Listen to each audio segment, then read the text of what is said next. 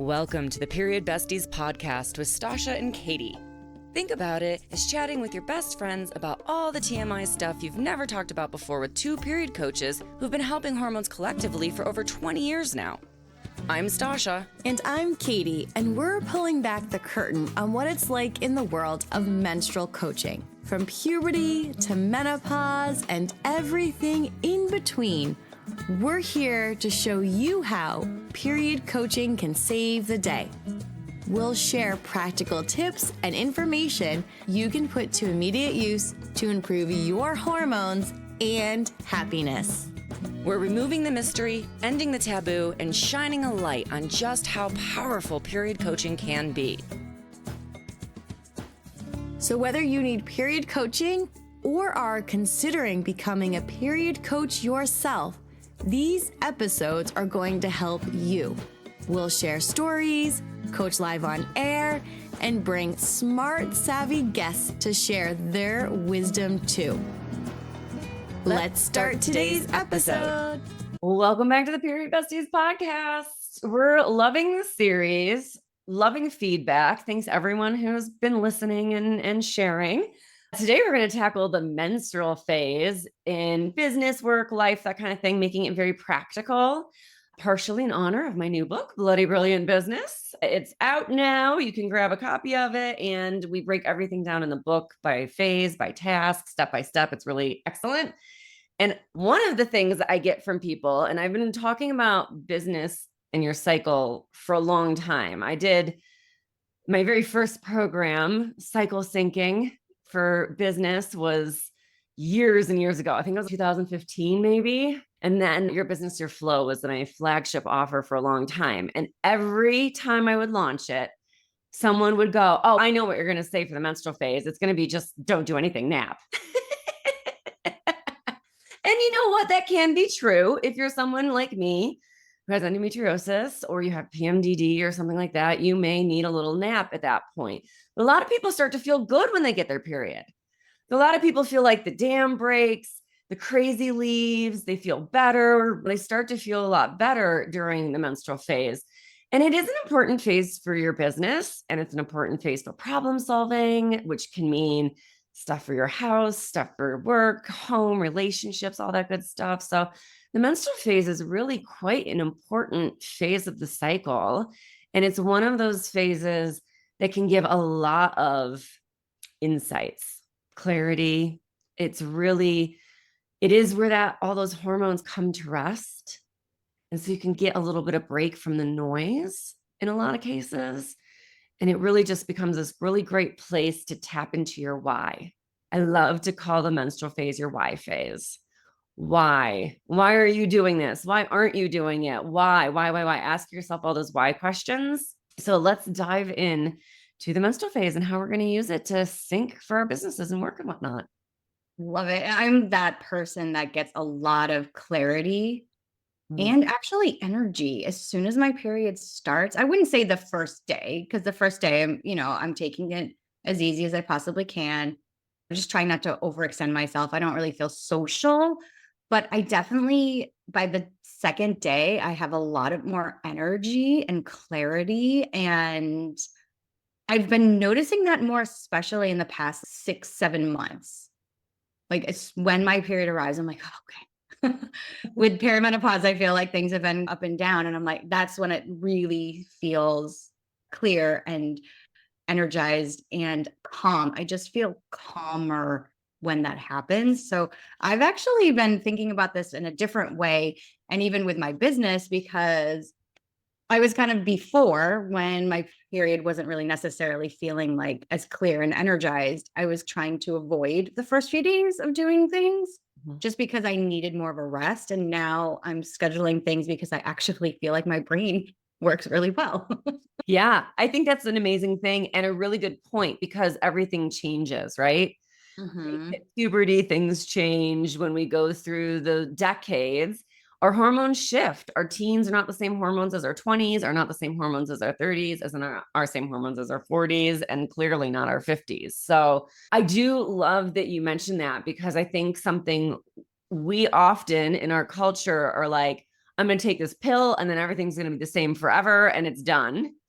Like set and forget style, when our cycle is asking you to tune in and readjust. And it's giving you the opportunity to do that, to take a moment, a breath, a day, and sit back and just think, is anything different? Has anything changed?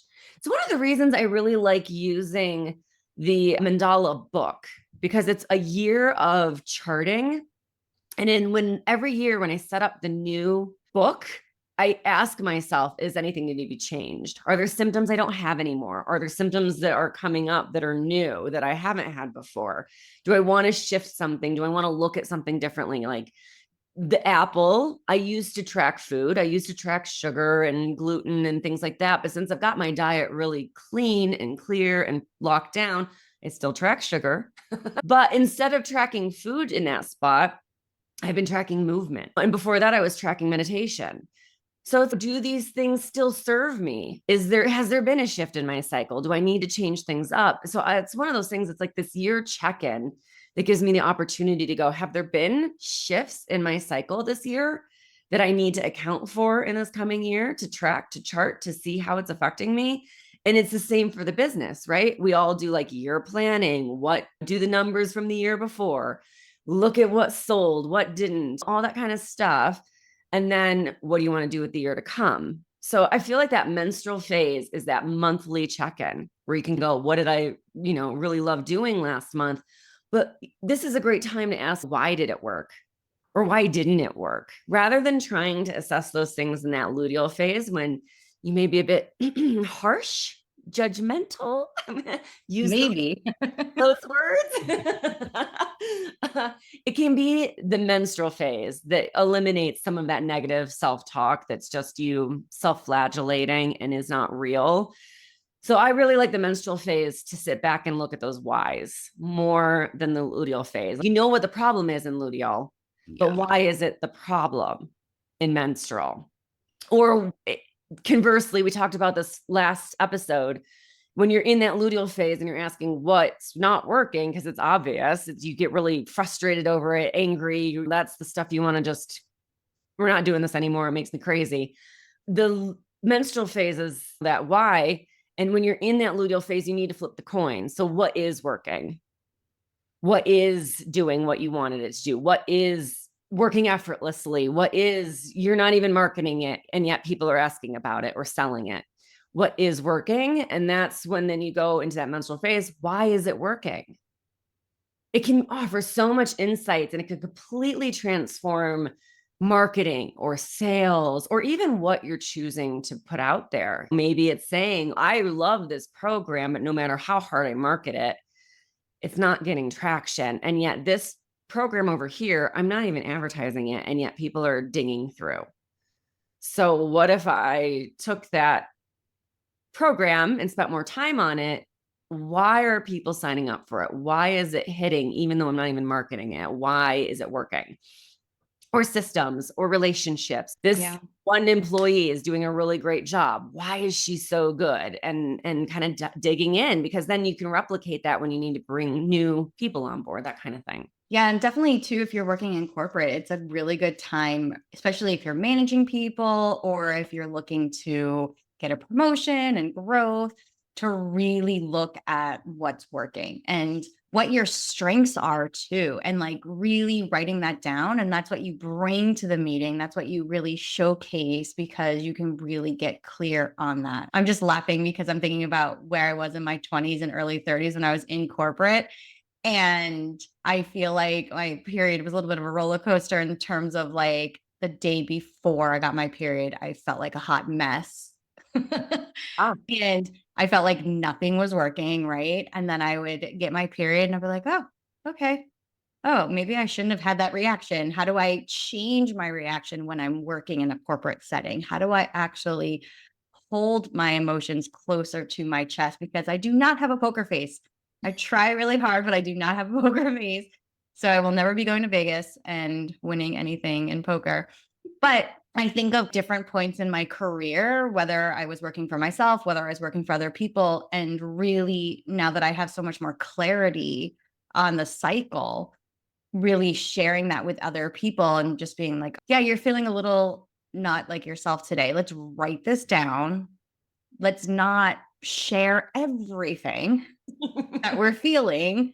And when we're in a different headspace, a different physical space, that's when we can go to our boss. That's when we can have those hard conversations. That's when we can actually be clear and ask for what we want. I was just thinking about a lot of things that in my career. I was like, yeah, maybe not that I want to be in corporate anymore, but it really, when you look back, you get so much clarity on how much your cycle impacts how you're showing up and how you're actually getting what you deserve when you're in corporate.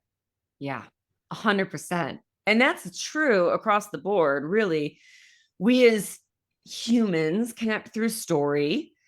And that big why is the make or break for sales, for promotions, for raises, for all that stuff. You really need to show the why.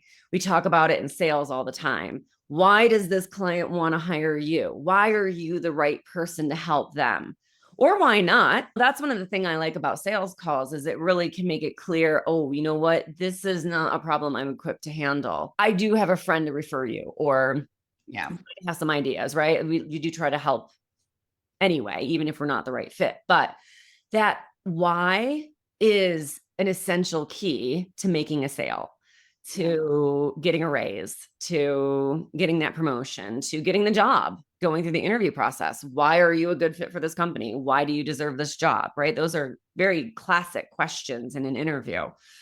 So having those answers makes a really big difference. And it also helps for sales pages, that kind of thing. Why would this program be of a benefit to you? So this phase is a really good time to jot those things down. Maybe it's as simple as pulling up your sales page and just going, oh, I don't really have any whys why you should buy this program in here. And going, okay, I need to put some why you should buy this program on the sales page. And the same thing with like your sales calls or going into that meeting to ask for a raise. Before you go in, spend some time in that, especially in that menstrual phase, and ask yourself why. Why is this a good fit? Why should somebody buy your program, your coaching? Why should somebody become your client? Why should your boss give you that raise? And have some really solid whys that make sense within the context of the conversation. Especially when you're starting out in business, it can be really so hard to have those sales calls, and having a few key points jotted down so that you have something. If you're a period coach, why would working with you be to that person's advantage? And if you're specializing, so say, you're going to be a PMDD coach, why could be, I've gone through it. Yeah. I suffered with severe PMDD, or in my case, I've suffered with severe endometriosis. So when you're in that space, the why could simply be your own story. Why are you here? Right. I've been doing a lot of interviews for podcasts and summits, other people's things. And every single one across the board asks you, why did you get into this business? Have a good solid why. No, it's so interesting because I think it's like, even when you're meeting people, right? Especially living in New York City or LA or anything, it's what do you do? And it's almost like, well, why do I do this? Yeah. Right. So it's really helps you tap into like why, whatever you're doing, whether you are starting a business, whether you are climbing the corporate ladder, whatever that reason is. For me personally, when I know why I want to do something, that is my driving motivation. That is what brings so much more clarity on like why I'm getting up every day, why I'm making sales calls, why I'm doing things, why am I actually doing this? If I don't have a strong why, I'd be sitting on the couch watching TV. For sure. Just be hanging out. I would be bored out of my mind. But I think sometimes, especially when you're in that deep luteal, right? And you're feeling really tired and you're feeling like nothing's working, right? I always have that why that I can come back to. That's, you know what, this is your hormones. This is not necessarily what's actually going on realistically. Let's be clear on that. And having that why really helps me when I'm in that deep luteal too. It's not even just in the menstrual phase. It's just knowing this consistent why. And whenever that doesn't feel as clear, I know that I need to spend a little bit more time in my menstrual phase to get even clearer, because things shift and change in business all the time. So it's always going back to getting really clear so that when I'm in deep luteal, I don't want to just burn my business to the ground. Seriously. No, you make a really good point. When you think about it, you either get pushed forward, which no one likes to be pushed around, right? Or you're pulled forward, you're motivated.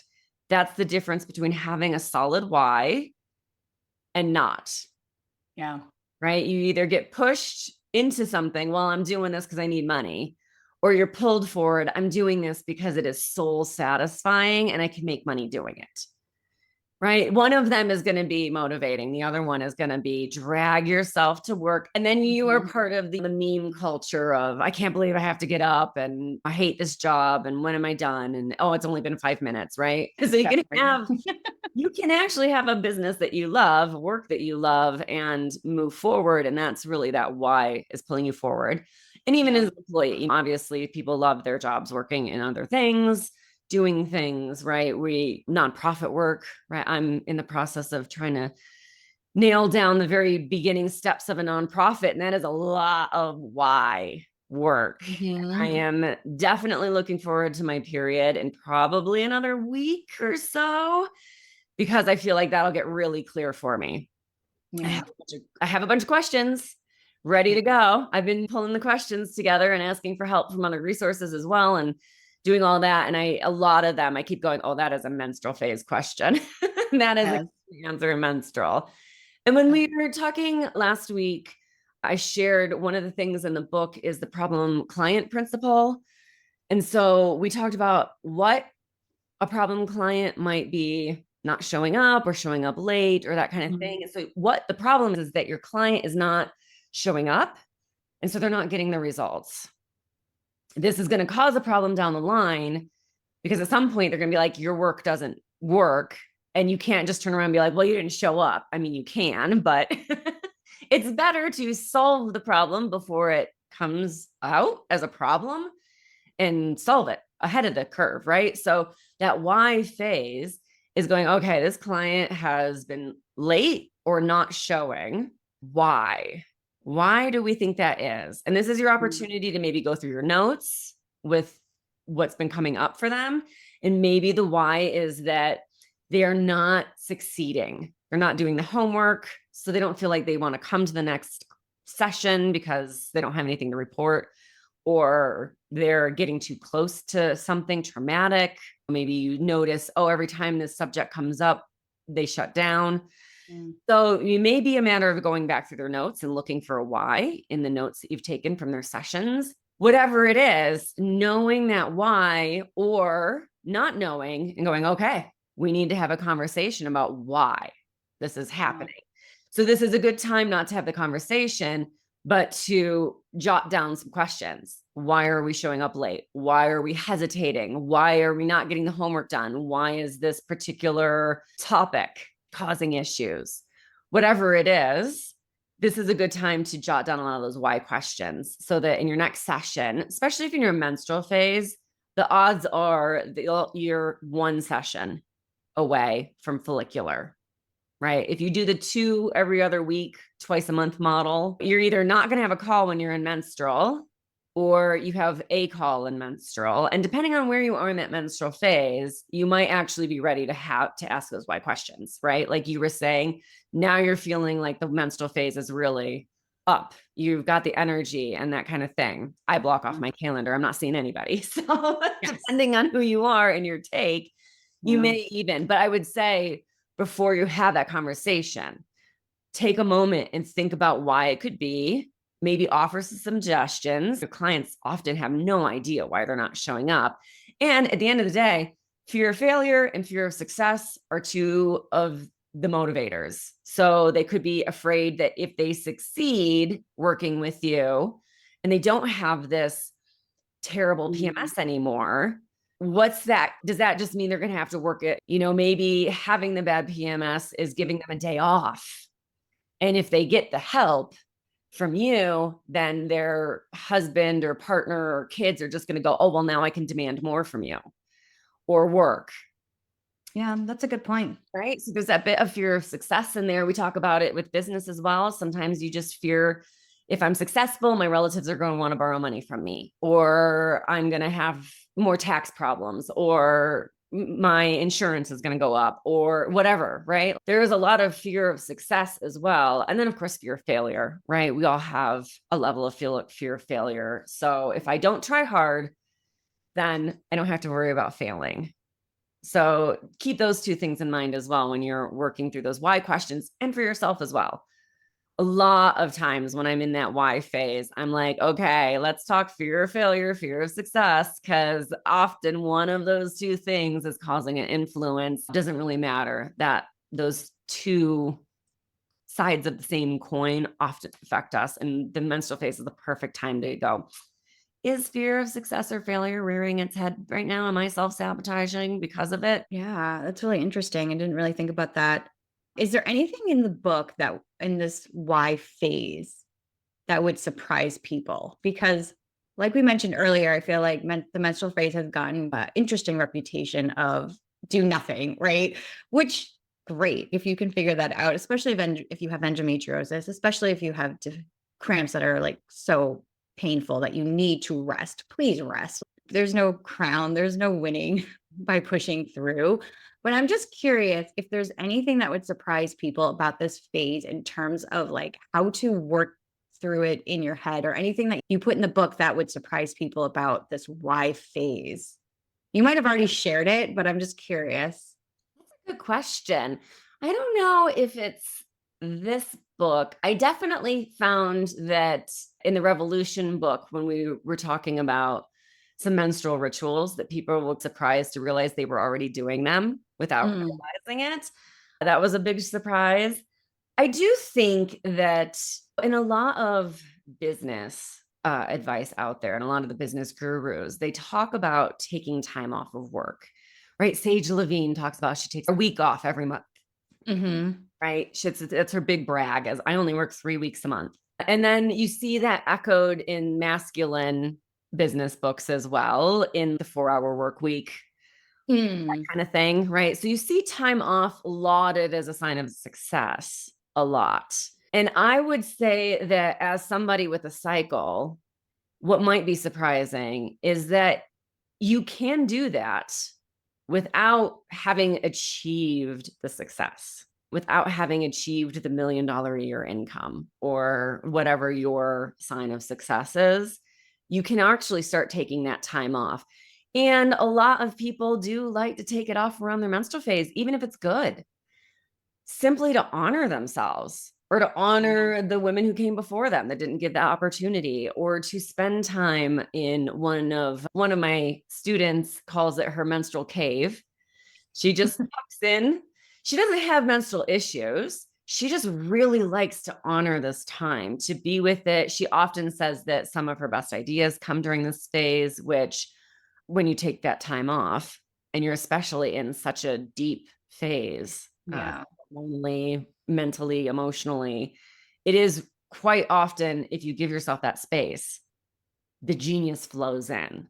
Definitely. That can be really surprising for people, because they think the menstrual phase is such a waste of a phase, an inconvenience, an embarrassment, a shameful thing, that they don't realize that actually that phase can be a work of genius, but you have to give it the space.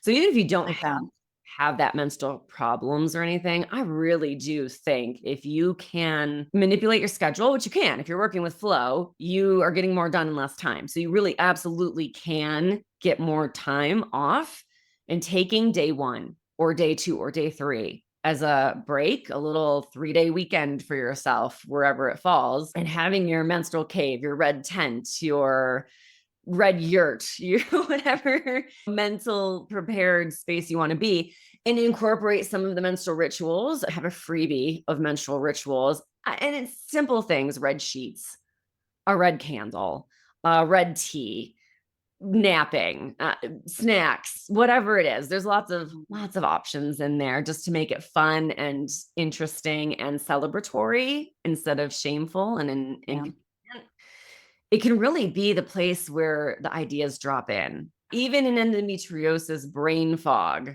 the things that come to me in my menstrual phase when I'm just laying in bed, half asleep, half, I don't know, in another world, in some meditative trance, astral projecting, whatever you want to call it. But when you're just kind of laying there, semi-conscious, disassociating, sometimes the book ideas have dropped in, the course ideas have dropped in. I have so many freebies because in that menstrual phase, I'm laying there and I'm like, oh, it'd be so cool. Let's make it a freebie. I love that. No, I think that's so important to remember. I feel like that a lot of times right before I go to bed, right before I wake up. So I always have a notebook and a pen like by my bed because I don't sleep anywhere near my phone. And that's also why I love audio texting and things like that. And I'll do like notes to myself. I do that a lot when I'm walking or I'm driving. When I actually have time alone, I have way more ideas that drop in. It's always when I can't type anything out. So I love that. I love technology for that way. Yeah, I do too. I know a lot of women and clients have said the same thing. As soon as they started making the space on their menstrual phase to just give them a break, that they were like, oh my God, I'm on fire. Yeah. And here's the correlation. In the male 24-hour androgen system, we have a lot of the top CEOs talking about how they have their CEO time. It's just a 2-hour break in the middle of the day where I don't do anything. There's nothing on my schedule. It's just dreaming, brainstorming time, right? Oh, it's when I golf. It's my CEO time because I get great ideas on the golf course. But they do it every day because they have that 24-hour cycle, a 28-day cycle.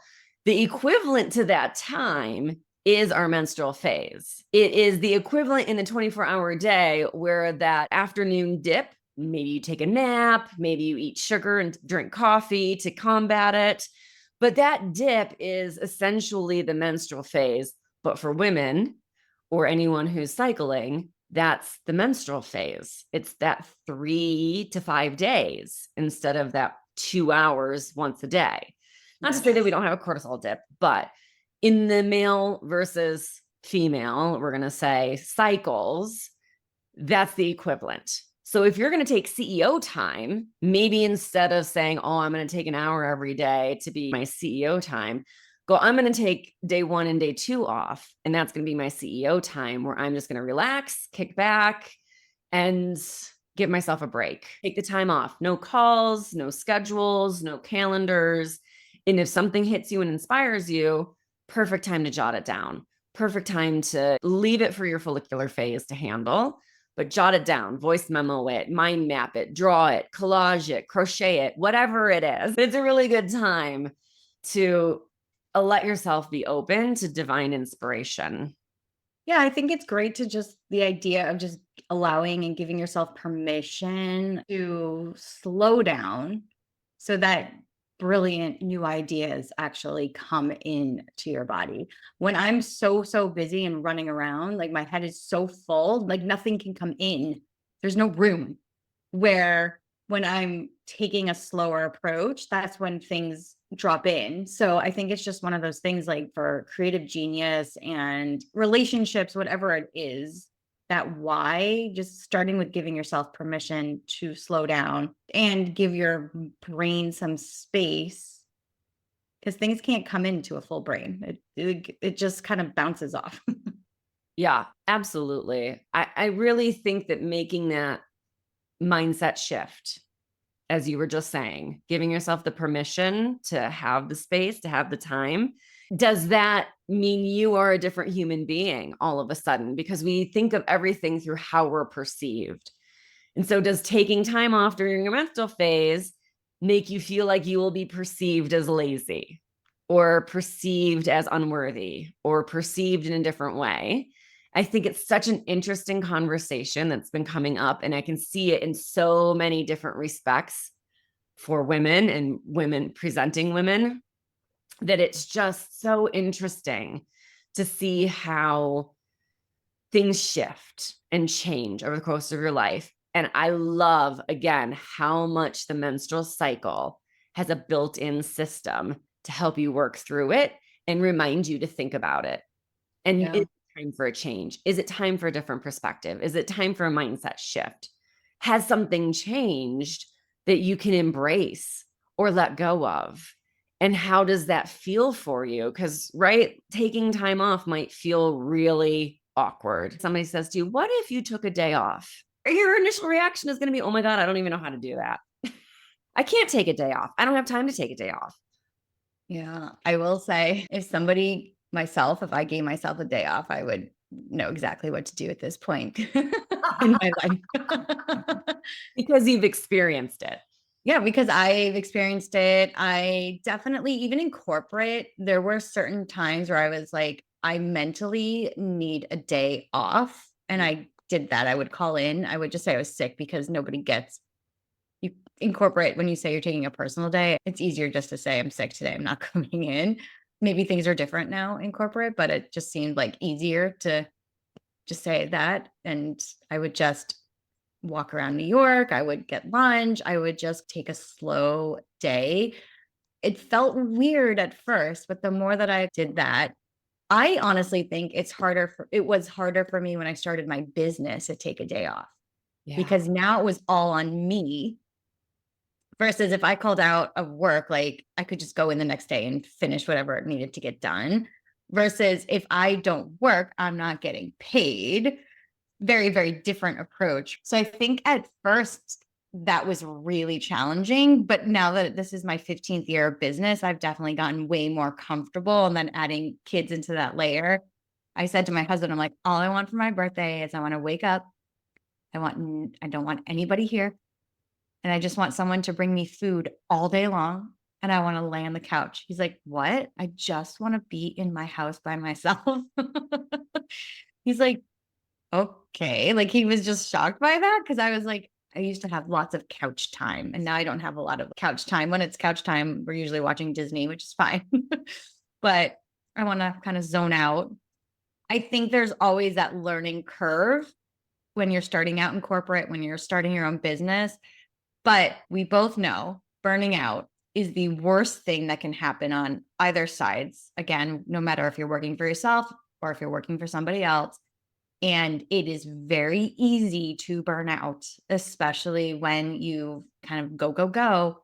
And when you start your own business, for me anyways, I was kind of in that corporate mindset for a while, because that's how I started my career. And I had to really learn how to work with my cycle, and also rest, and how important rest is versus sleep. Totally different. Oh, hugely different, and a really good point. And I think something that everyone listening should just go back, rewind 1 minute and listen to again. Yeah, if you're starting off your business, I did the same thing. I worked 24/7. I worked harder than I'd ever worked before, and I've held like 4 jobs at once. So I Mhm. worked so hard when I started my business, but my endometriosis got worse. Even though when I started my business, I had sort of started the lock in the diet, and I had seen improvement. So I had seen improvement when I was getting my health coaching certification. And then when I started the business, I was like, okay, my cramps are getting easier. The diet is really making a difference for the impact of my period.